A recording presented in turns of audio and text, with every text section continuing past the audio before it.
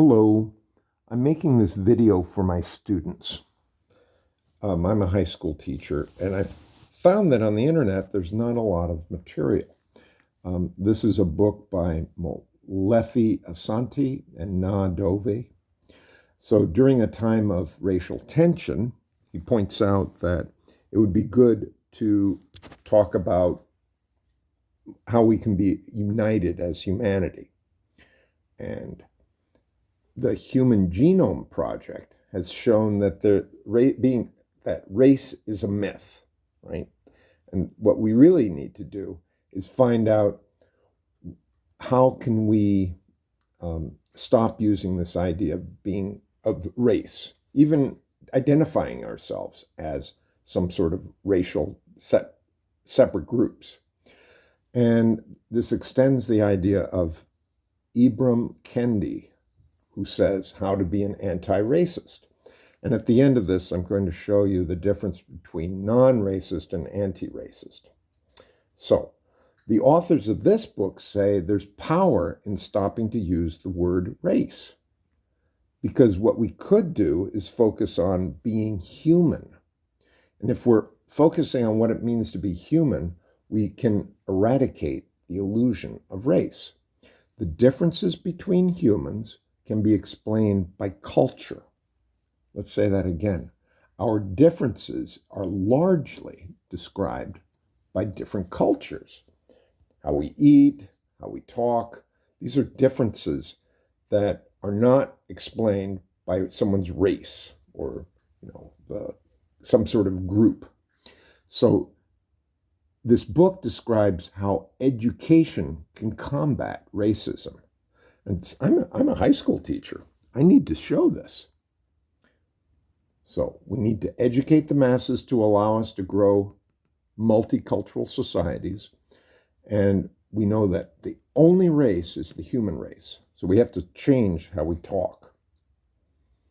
And we are all Africans, after all. Where did the first human being live?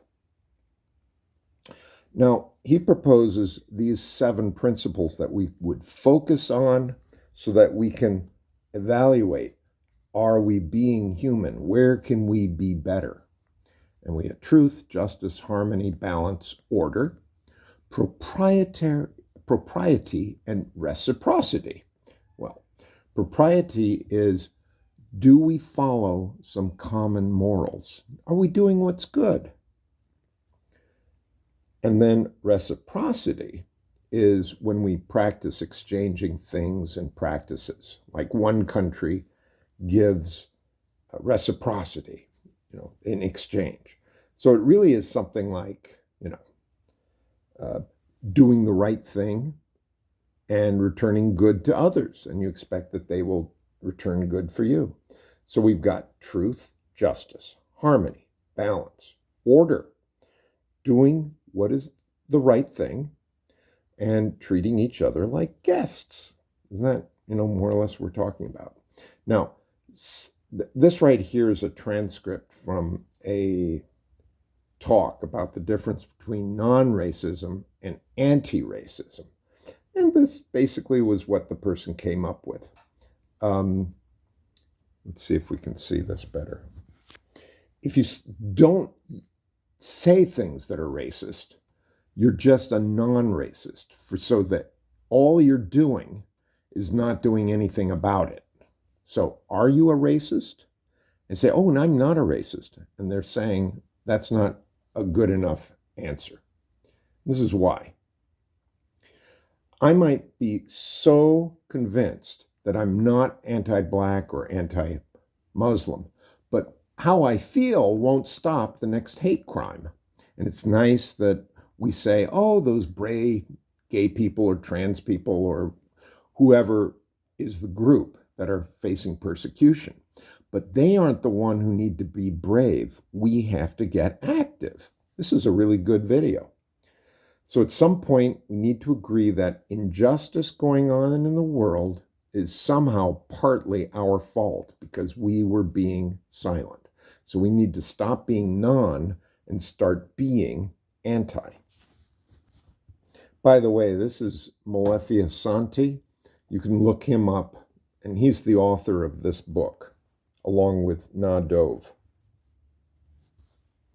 To end this, part of becoming anti-racist is to stop using a last name that's associated with slavery. So we have this program that we started at the school called How to Select an Additional Name, an extra name. And you can go to tinyurl, select your name, to find this information. One of the guys is calm in the storm, and the other guy is strong and honest. So they selected names in Yoruba and Swahili, and so Tunu Iji is calm in the storm. Nguvu Otu is strong and honest. We basically got this idea from a Malcolm X quote. The real names of our people were destroyed during slavery, so we reject that name today. And here's a quote by Molefi Asante. He had written a book called The Rhetoric of Black Revolution. There he is here. And he was in Africa and went to the library and asked, do you have my book in the library? And the librarian said, yes, but I thought the author, Arthur Smith, was an Englishman. He couldn't understand how a black person could have an English name. So that's when he decided he would change his name. He selected the name Molefi as the one who gives and keeps traditions. He's a historian. That's a good name for him. And that's what we as students want to emulate and learn from this. So we made a poster that says, find an extra name that fits you. Then we show people a list of positive adjectives, words. How would you describe yourself? Give us 2 words. See, so, there's words there. Finally, we think of a way to introduce your extra name. Rather than say, hi, my name's Tunuiji, why not say, I've selected an extra name that translates as calm in the storm. Every time you call me that name, I'll remember my hopes for myself in the future. When you say Tunuiji or when you say calm in the storm, you remind me about these qualities in me. Tunu means calm and Iji means storm. Another one of my students says, can you call me strong and honest? It's like Kevin Costner was in Dances with Wolves. That was a name given to him by the Native Americans who watched him. I've selected strong and honest, or Nguvu Otu. Thank you. So to conclude here, please learn more about Dr. Asante's work by searching Molefi Asante and being, human being.